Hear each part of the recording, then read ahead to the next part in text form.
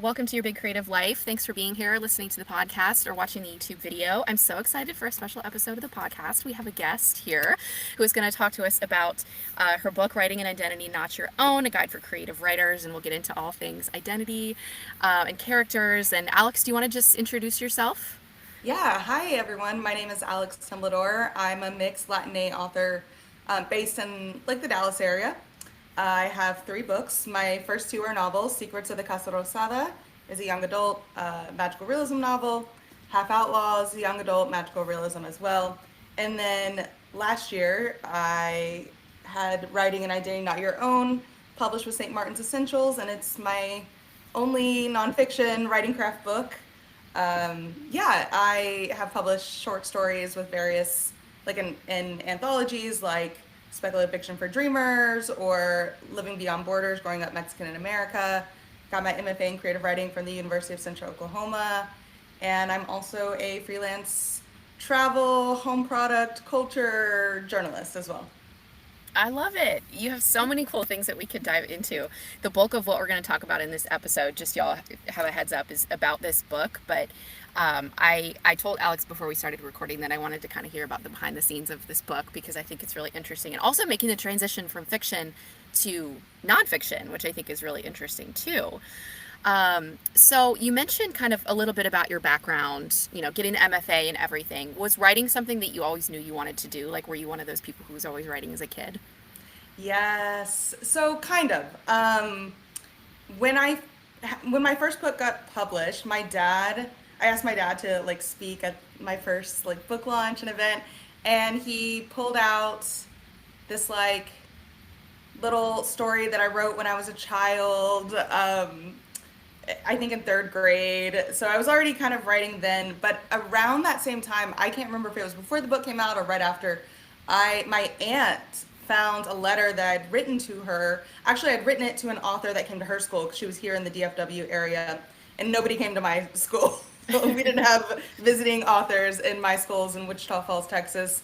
But I had written this letter to this author, and in it I told her, and I think I was like 7, saying I want to be an author when I grow up one day.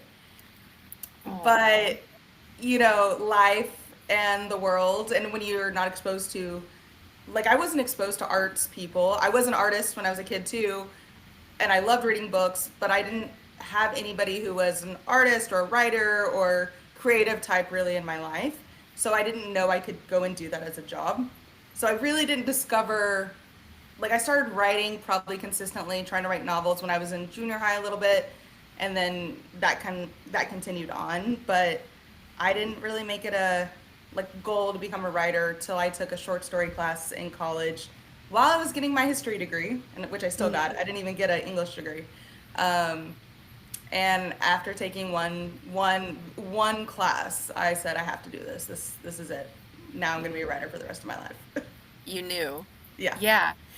And can you talk a little bit about your process of kind of like deciding on an MFA program, or like if this is truly something you should pursue? Because that's a question I get occasionally, and I don't have an MFA.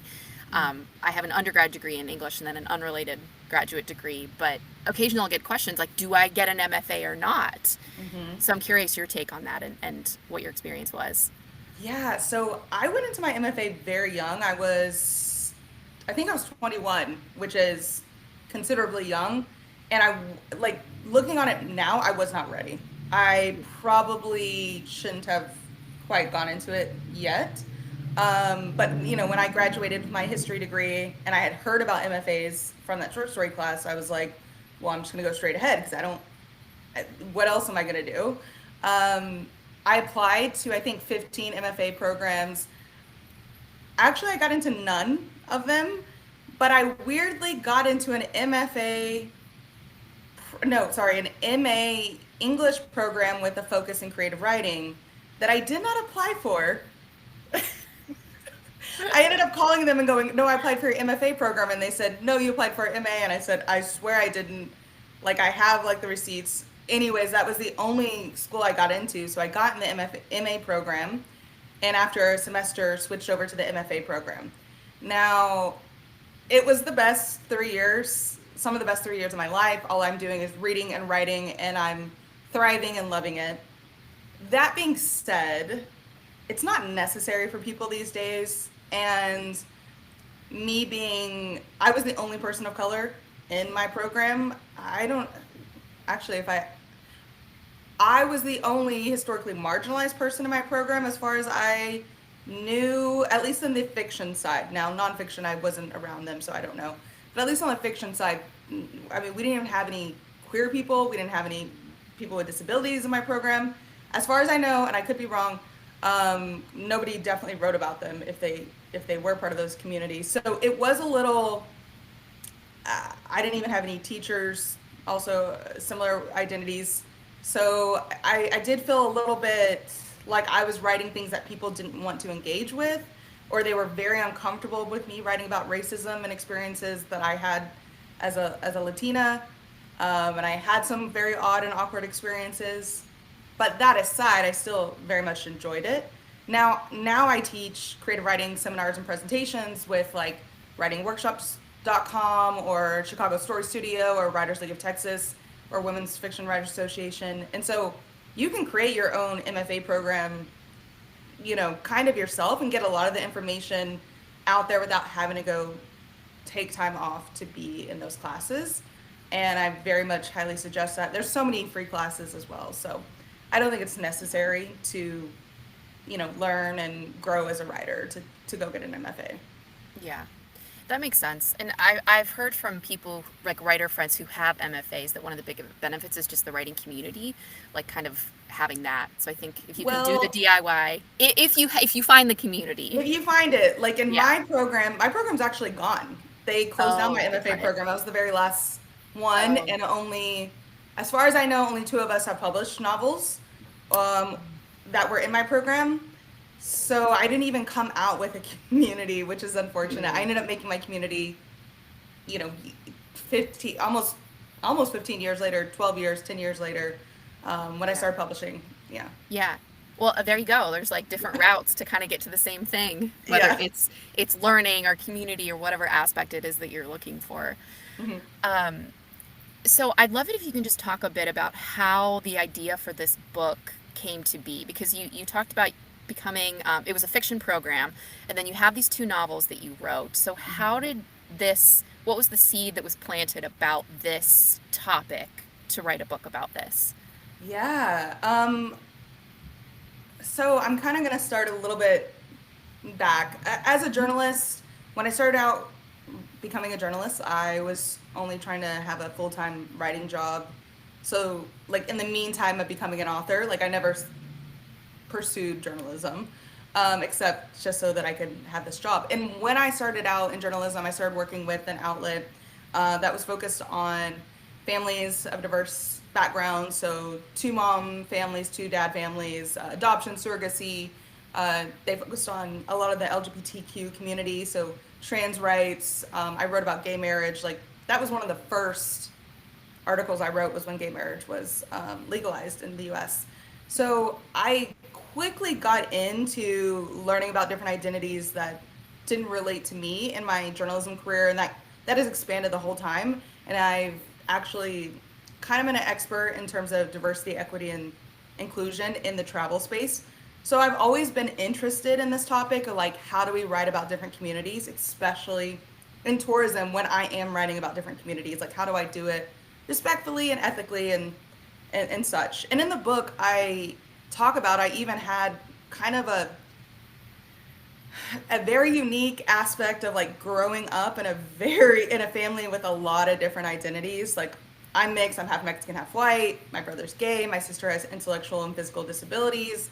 My dad is Mexican American, but he's like sixth generation. My mom is white. We have differing political views in the family.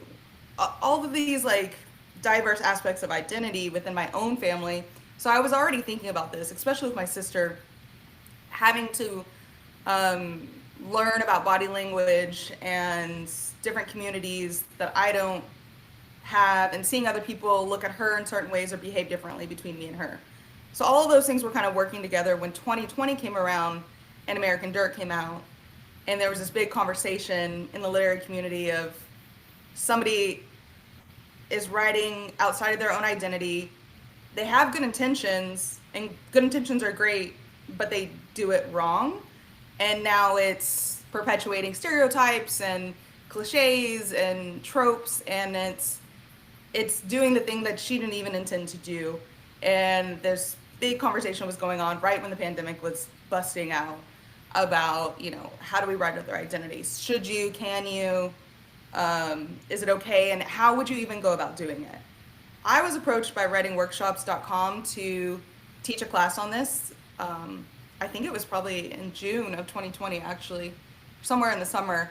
And I was very nervous. I had taught some other classes about diversity and equity inclusion with them. And I just did a lot of research. And I had probably the most people in an online class I've ever had in that one online Zoom class. And I knew that people really wanted answers. And over the course of time, of course, I've done a lot more research. I've done a lot more reading, pulled more information on this, but I ended up discovering there was no book on this topic that was the last book that was written on this topic that kind of covers the like wider range of identities that I cover in my book. I think it was published like 20 years ago, if not like 25. I'm kind of off on that. And it was very, very small. There were some websites online, but they were not being managed anymore fairly because it takes a lot of work. One man had written kind of about race and identity, but there really wasn't anything else. And so even just for myself as an author, I wanted something, and I kept waiting around and hoping people would write it, and I would go to conferences and nobody wanted to talk about it. Or if they did, they would say things that just didn't make sense, and also just shuts down the whole question. I didn't like when people just shut down the question and don't want to talk about it, because there's something going on here. We are actually writing historically marginalized identities. We all write women. Most of us all write women, at least one woman character in a book, and we're not even focusing on at least that. So I knew there was probably something that I could put together, and I just took on the task because I didn't think anybody else would. It's like that saying of like, write the book that you wish was out there, like in a different kind of way. You're like, Yes. why isn't this around? It should be. Yeah, yeah. And I had to, like, of course, I questioned myself, like, who am I to write this book? I'm not like, I'm an award-winning author, but I'm not New York Times bestselling famous or anything. But I don't think that is necessary. I knew with my background as a journalist and my own personal background and all the research I've done and all the times that I've been teaching this class, that I could say something good and be confident in what I have to say, and also just bring forth the perspective. Because I get why people didn't want to write this book. That makes total sense to me. But I'm glad it's out here now. Yeah. Okay, so I wanna dive into a couple concepts from the book, or just talk about different pieces of it. There's so much in here. I really encourage y'all listening to get a copy of this book. I found it like so comprehensive, but also really easy to digest. Like, it was very accessible, everything that you were talking about. So I appreciate the care that went into this. I'll just say, as a reader and a writer Thank myself. you. Yeah, it was really good. And okay, so I want to talk about like just the concept of identity. First of all, because you use a phrase you use a lot, is like historically marginalized identity. So can you talk a bit about what that means when we're talking about this, just so everyone kind of understands like what falls under that, or what, how do you see Yeah. Yeah. So each of us inhabits multiple identities, whether that's in terms of race, ethnicity, sexual orientation, gender identity, nationality, disabilities, age, political beliefs, religious beliefs, where you live in the US, all of those things encompasses your identity. However, within various regions or cities or nations, there are historically marginalized identities, which are communities that have been affected politically, socially, economically, environmentally, um, in negative ways. They've been oppressed either historically, culturally, currently, etc. And so we know through statistics, through anecdotes, through history, what these marginalized identities are. So within my book, I cover 5 of the main ones. And then there's also a ton of discussion kind of at the back end of the book of other ones, but I cover race, ethnicity, sexual orientation, gender identity, disabilities, and nationality, like in big ways. And so, for example, historically marginalized identity would be the Black community. We know, historically they've been enslaved and brought to the U.S. They've been oppressed in terms of the laws, in terms of society, having segregation, etc. And all of those things impacts how they live in the world today, how other people perceive them, how they perceive the world. And so when we're talking about historically marginalized identities, it's real, especially in terms of writing. I want us to let go of that old mindset that our parents and our teachers taught us when we were growing up, to like not see race, to not see differences. We're all human. Yay. Hmm. Yeah, of course, we are all human. um, but when we, but having been taught that to, be, to not notice somebody's disabilities or not notice somebody is queer, um, what it actually does is allows our biases to flourish in our own personal life and within our writing, and it results in stereotypes and tropes. And so with my book, I'm trying to help you see, like, yes, your character, if you are writing historically marginalized identity, has a different identity from you, that we need to understand about, learn about that identity and that community's background, how the biases and stereotypes about that community can show up in our work, even if we're allies and accomplices, and we support the different movements to bring them out of oppression. That stuff can still show up in our work, and I give plenty of examples of how that happens in my own work in the book. Yeah, the examples are some of the best parts of this, and also just looking through, because there were a couple from um, like uh, novels that I had read. You talk about The Help, you talk about Memoirs of a Geisha, like all these really well known, Mhm. pieces of fiction where it's like, oh yeah, they're, yeah. Yeah, we And like it's a good enjoyed learning reading opportunity. them, but we Yeah. didn't like recognize it all the time, which is totally okay. It's a practice to be able to recognize it. Yeah. Yeah. And how important, going back to the concept of bias, like how important do you think it is for writers to be aware of their own biases that they might have? Yeah, I think a lot of people are uncomfortable to say that they have biases, but I recently just did a workshop where it was called like I have biases too, because we all have them. It's something that you didn't have permission to receive, but you got it from the moment you were born. You get it from TV, film, movies, TV, books. There's this thing called vicarious operant conditioning. Um, I mention where that term comes from in my book. It's a great essay about fat representation in romance novels. And essentially, what it does is we start to associate positive and negative things based on the stuff we read and the media we consume. So, whether you wanted to or not, your brain is just automatically kind of doing this. Um, is you're intaking all this information and you're creating biases about other communities and groups. All of your identities are your in group, and the other identities are the out group. And even if you've worked through a lot of those biases and go like, you know, I believe in equal rights for the LGBTQ community, that's not to say that some of those messaging can't accidentally get in your work. I call them bias blocks, and they occur to me all the time. And I have a critique reader, a sensitivity reader reach out and go like, hey, something is off there. I don't think you meant to say it in this way. And they were absolutely right. It's just when we get caught up in our voice of our characters or in the plot line or the setting or whatever it may be, we don't always have the ability to like zoom out of the work and see what we've just written because we're so in it. And but yeah, biases we definitely need to work and recognize and break them down all the time in this writing process. Yeah, it's like an ongoing thing in writing and then life, like all over the place.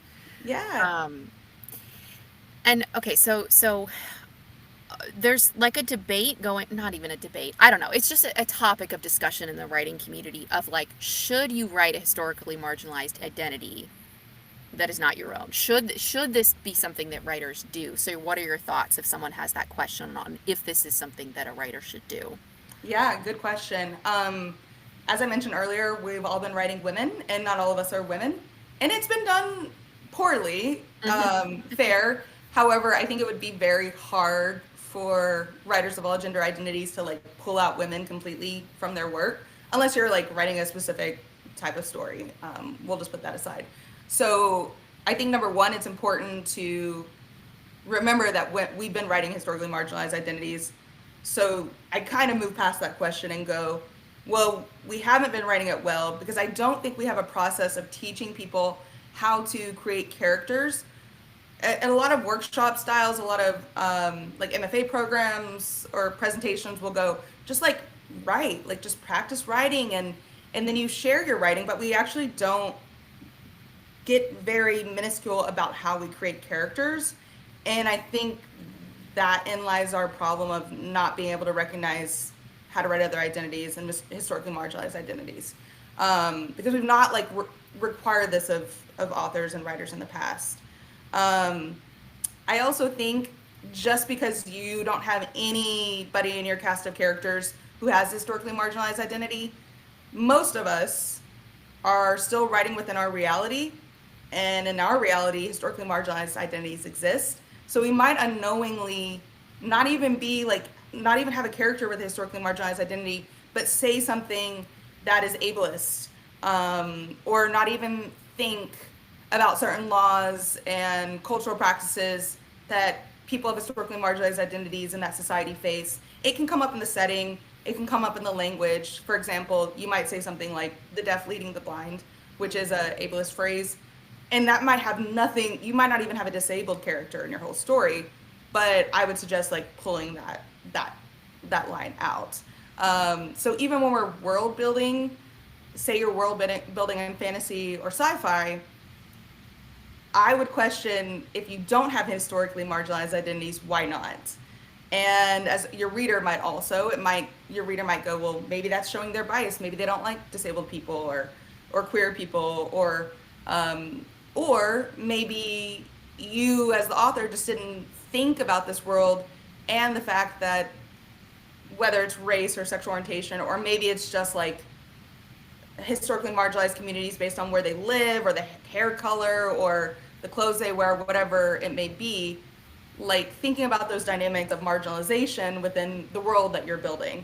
So I think this is not something we can really separate, as much as we would like to have an easy answer of like, just don't write it. This is also not I'm not giving you permission to do something willy-nilly. I would like people to like really take time and care.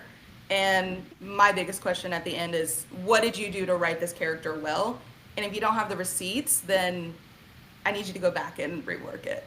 Yeah, and it's probably going to show in the finished product. Mm-hmm. Well, it's like you're taking care with so many other elements of a novel.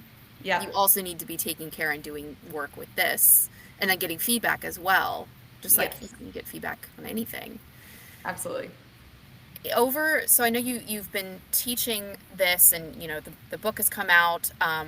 What are concerns that you've heard that people have about writing an identity that is not your own? Ooh, yeah. I think world building is pretty big. From the speculative fiction side, I ended up creating a course because unfortunately I just couldn't put every genre in this book. It's definitely more for like general writers of all backgrounds. I do have a little bit of genre aspects in the book, but I know that I'll probably end up having to create specific guides for people of different genres. So I ended up creating a sci-fi fantasy course or like speculative fiction course for people who are world building, because I do understand that's a totally different process than it is for literary fiction writers or screenwriters. I think some of the other big concerns is always like, what if I get something wrong? What do I do? What if they come and attack me? And I think it's a healthy fear to have. I think that's a lot of the reasons why people don't feel comfortable having a main character with a historically marginalized identity, or even a secondary character, and that's absolutely fair. I understand, but there's so many tools and ways in which you can prevent that. And if you go forth in the traditional route, you have like 5 different editors and possibly a sensitivity reader helping you out in the process as well. If you're self-publishing, of course, I always suggest please get editors and sensitivity readers, because you're the one that's going to have to be kind of managing that, just because of the process. But I do suggest to people, like, there's so much that you can do, and in the end, if something happens And granted, in 10 years from now, the language might change, or you might discover something you didn't discover 10 years earlier. And it comes up, you come out and say, you know, I apologize. I'm educating myself further on this topic. If there is a way to update it or edit it with your publisher or on a self-published site, do that. And then kind of, move forward. That's kind of all you can do. But in the meanwhile, being allies to authors of marginalized backgrounds and reading their books and supporting them and sharing them and all those things you can do and keep learning in the meantime. So I think probably fear is just fear of like putting it out to the world. I also tell people, just you can also practice. You don't have to share it with the world. You can just write a whole book and also not publish it. I mean, this is a long-term practice type of thing. So you might not get it on the first round, and that's absolutely okay. You've not wasted your time. If anything, you're just learning and growing as a writer. Yeah. Yeah, that makes sense. Can you talk about editing in the process of writing an identity not your own? I'll just say one of the things I loved is you have like the editing kind of checklist towards the end, which I always appreciate, because I like in the editing process, like I think it's helpful for some writers to just have like, okay, well, what are the things I need to kind of check off and like in this process? So, yeah, can you talk about editing being an important component of this? Yes. So I know a lot of writers hate editing. It's my favorite part of the process. I just want to get the Same. first draft out. Okay, good. Same. I'm not alone. Writing the book is the hardest part for me. Editing is exciting because I can do it fast. But yeah, I wanted to create that checklist because I think this process, there's so much to think about. Like, I got to think about dialogue. I got to think about stereotypes. I got to think about descriptions and terminology. And I wanted to break it down for people because editing is really where you're going to catch yourself a lot. A lot of the mistakes. And this is going to sound a little backwards. But the best thing you can do is actually expect to make mistakes, because then you're going to look for the mistakes. If you don't expect to make a mistake, you're not going to be looking for it. And so in the editing phase, you're kind of like a excavator. You're looking for those things in the dirt that's kind of hidden away. Um, and I want you to go in with that process. You're going to find a lot of stuff that you didn't realize you had, and you'll make check marks and go and fix it. But then with your editors and your sensitivity readers, you can really, or not even editors, also beta readers, impart on them, hey, I'm really nervous about this depiction of this one character. Please give me feedback. Please don't hold back. Please, um, you know, be as explicit as you can, because it is very important to me that I represent this community respectfully and authentically. And I think learning this language of critiquing and receiving feedback and giving direction for feedback is important as well. So I also have even a critique chapter. So if you're in a writing group and you don't know how to talk to people about this, to tell them, hey, this is kind of like a little sexist depiction, or I think you wrote something that is inappropriate, like here's how you can discuss it with other people as well. I think I had an experience maybe, I don't know, 7 years ago or something in a group where that was happening, and I just felt like I didn't have the tools to be like, hey, how can we kind of tackle this? And you give some great examples of how to word things so that it's Yeah. not so confrontational or blasting the person, but it's really about like educating, but also just kind of working with them in a way that makes the process, I think, a little smoother. So I could have used this in that group. Yeah, I think it's coming at it of going like, we're on the same side here. I'm Right. not over here to like make you feel bad.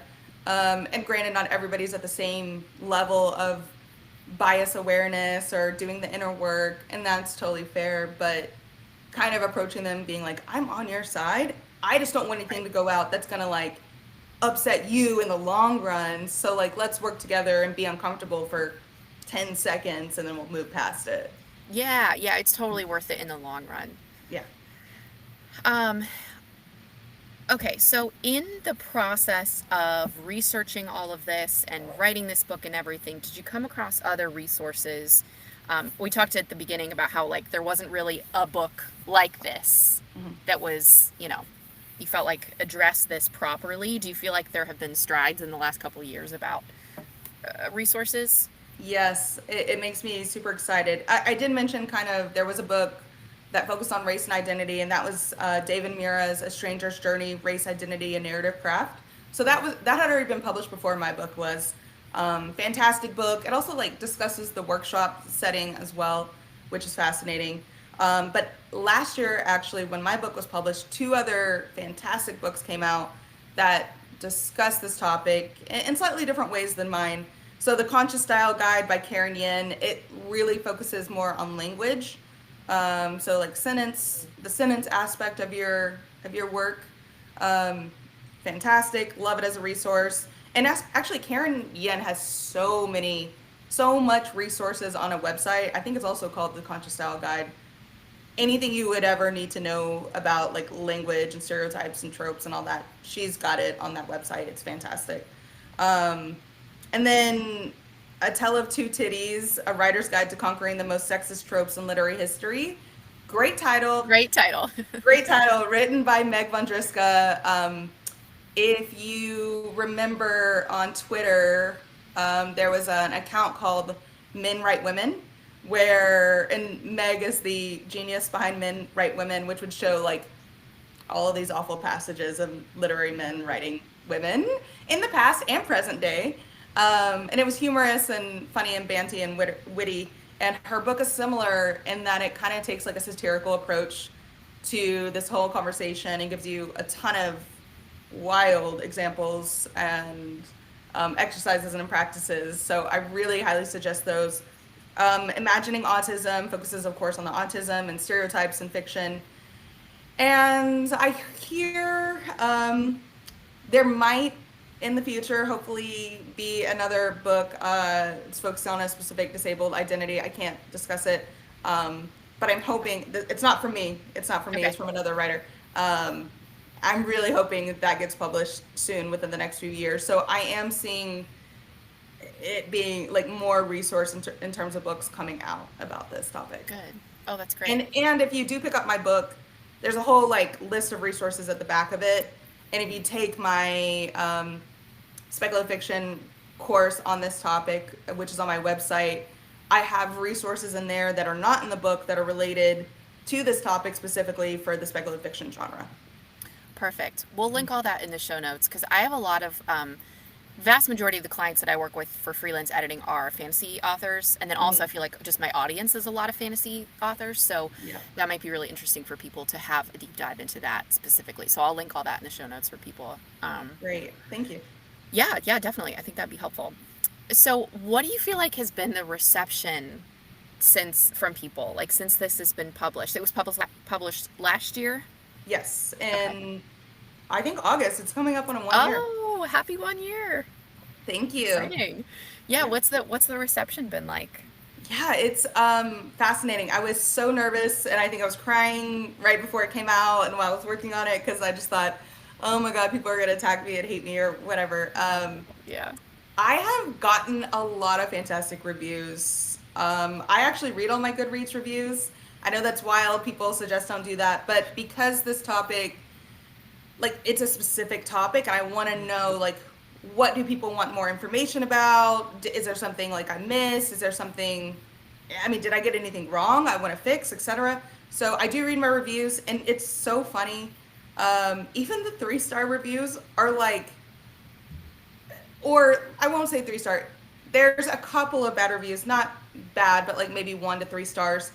And it's funny how they get what I'm saying in the book. They're like, so you mean I have to research all of the identities and I have to do this and this? And I'm like, yeah, that's the whole point. Like, you got it. Like, but I can tell, I've only got a few people who are clearly still uncomfortable with the topic about bias and stereotypes, and that is absolutely fine, and I expected it.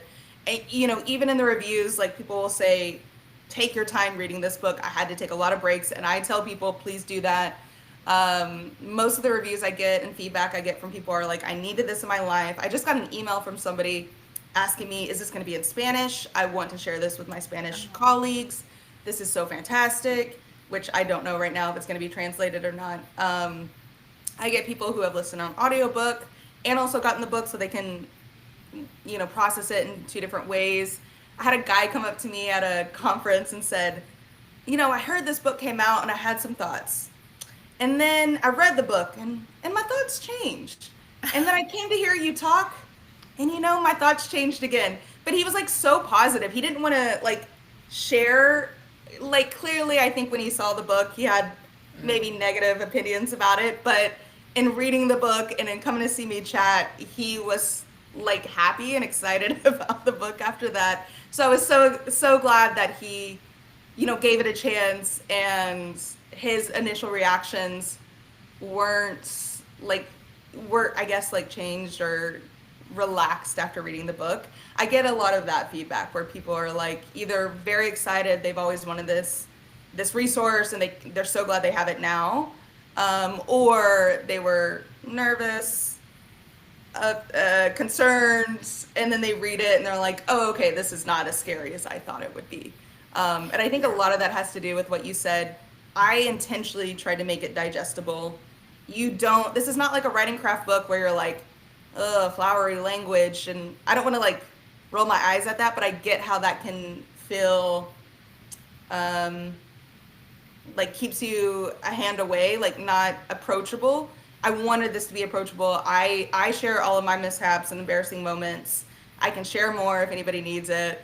And I'm always there to answer questions by email or on social media. So, I think I've just been very, very grateful of the good feedback I've gotten from this book. Good. I'm glad Yeah. to hear that. Yeah, it's such an interesting mix of like you have the kind of more educational component and literary analysis, but then there's also like your story and your experiences, and then also yeah, talking about feedback that you got from a sensitivity reader about a character you were writing, and like I don't know, it's very yeah, I really enjoyed it and think it'll be super helpful for people. Um, so what's next for you as a writer? Are you going back to fiction? Are you doing more nonfiction? Anything you can share? Yeah, so nonfiction really threw me for a loop for a little bit. Writing this book really affected my fiction. Will I go back to nonfiction? I mean, I'm writing articles all the time, so I still write nonfiction. Will I write a nonfiction book again? Probably. I'm going to take a break from that. It's a whole different part of the brain. And if it, I don't even know. I've thought about writing like a memoir of like short stories and such, or not short stories, essays. But I've wrote another novel.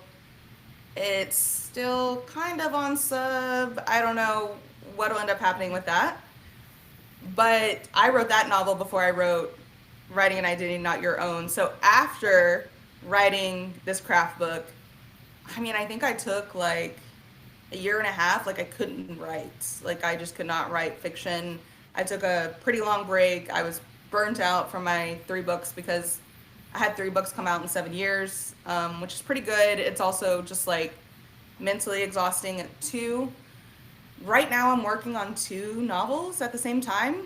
Ooh. Yeah, different genres. I've kind of been playing around with different genres, approaching writing in a different way after having written this book.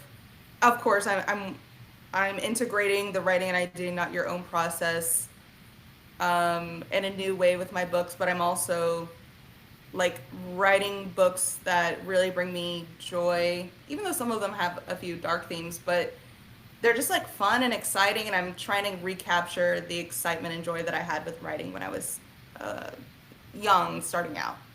Yes, and that's like the best thing to do after that period of burnout, I imagine. Like just allowing yourself to get into a story that you're excited about and that feels fun. Yeah, trying new genres. Like to be upfront with your listeners, I'm actually a debut author in every genre I've published. So I have a YA novel, I have an adult novel, and I have this nonfiction. So I'm still a debut author, technically, Yeah, in a that's weird so cool. way. And they're all in different genres, which a lot of times maybe publishing will tell you like don't jump around genres, but I can't help it. I just love it. I'm working on a romantasy right now, and also like kind of literary fiction, thriller-esque, and I've been writing some literary fiction with speculative sci-fi elements as well. that I really do expect to one day finish too. So I'm just having fun, like learning how to write in a new way and learning different genres and why not. And my brain is learning a new writing process. I'm going way slower than I ever have, but it's really enjoyable. Good, good. Yeah. Well, Alex, this has been so helpful. Again, I'll put all the links in the show notes so people can check out the book, Writing an Identity Not Your Own, A Guide for Creative Writers.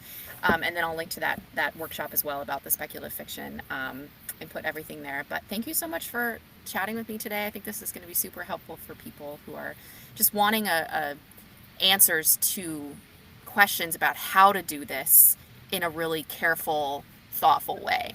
So I appreciate Yeah, that. and I just hope it makes people feel less alone in this process because it is scary to talk about this with writer friends, with the writer community at large. I absolutely understand seeing stuff on like Threads or Instagram or TikTok or wherever you're at.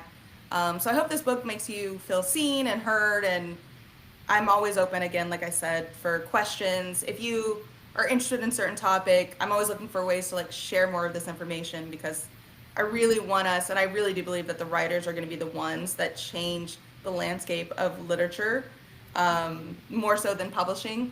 So, yeah, thank you again for having me, and I'm so glad to have been here. Yeah. All right. Thanks. Thanks.